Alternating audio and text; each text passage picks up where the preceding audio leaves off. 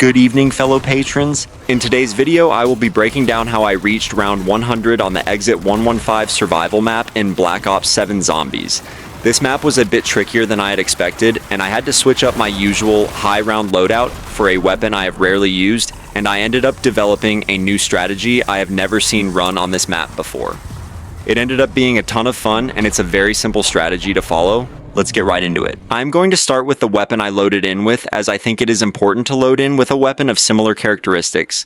My first attempt I loaded in with the slug build of the SG-12. This gun has really bad screen shake, and the mobility and handling of it was just too poor. There is a lot of scaling, jumping, and running in this map, and you really do need guns with exceptional hip-fire speeds. Although hip-fire movement speed is not shown in the stats, this build of the MPC-25 has got to be the one of, if not the fastest hip-fire speeds I have tested in BO7. It is very similar to the Akita's hip-fire speed, where there is essentially no decrease in your movement speed when you fire the weapon. The no-spread laser turns this gun into one of the easiest firing hip-fire guns in the game. The crosshair is literally a cross, and the crossbar ADS allows for very quick and accurate critical shots. You'll want to pair this build with the Brain Rot ammo mod with these augments.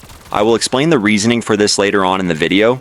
I ended up spinning the Jaeger in this match and decided just to run with that, but this build of the Coda 9 would be very well suited for this map, as it is the most mobile pistol in its class. Pair this with the Fireworks ammo mod. The Necrofluid Gauntlet has a very high hip fire speed as well. Your movement speed seems to only reduce slightly when reeling in the fired barbs. This will be the weapon you use almost exclusively in the high rounds. This weapon is difficult to get out of the box from my experience, but it is essential for this strategy. There aren't really any essential augments you need to run, but I will play a short video showing all of the augments I ran in my match while I go over the segment. To start off your game, you will want to focus on collecting as much salvage as you can. That way you can spend it on tacticals and score streaks in the later rounds. The best way to do this is by completing as many TED trials as possible.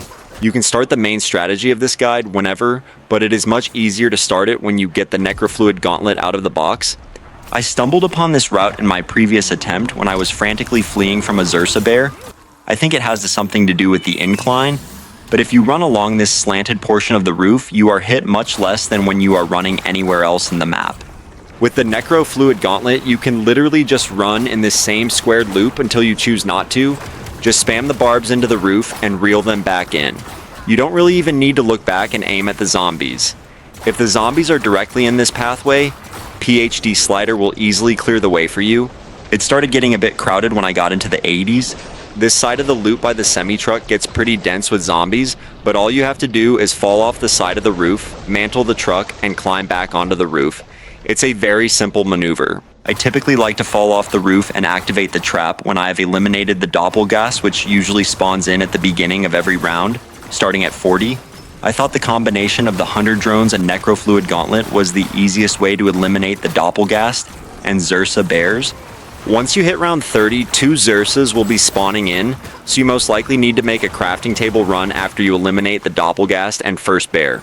I was hovering around 20,000 salvage for the majority of the game and started to go on a spending spree somewhere in the 80s. I would recommend just buying the hand cannon repeatedly. They make quick work of the Zersas. You may run into a bug where the hand cannon has 3 bullets in reserve and you cannot reload it. Because of this, you can't purchase an additional one. The only way to drop it is by purchasing a different score streak. The Mangler cannon is a good choice. You can also use your 2 secondary weapons to clear out hordes extremely quickly from time to time. All you need to do is take out your gun with Brain Rot and wait until the ammo mod is activated. Once the zombies are all grouped together around the charmed enemy, take out your weapon with the Fireworks ammo mod. 1 flare should eliminate the entire horde. If you find yourself running low on salvage in the later rounds, you can do this trick on a Ravager round. If you spin the box and knife whatever weapon is spun, it will be dropped on the ground. Soon afterwards, a Ravager should start eating it. Once the Ravager turns purple, shoot it. A legendary weapon will drop 250 salvage.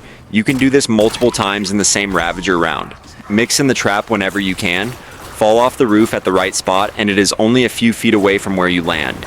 Be wary of Zersas and Doppelgasts spawning in. It is pretty risky to deal with either of those enemies in the diner unless you have a hand cannon at your disposal.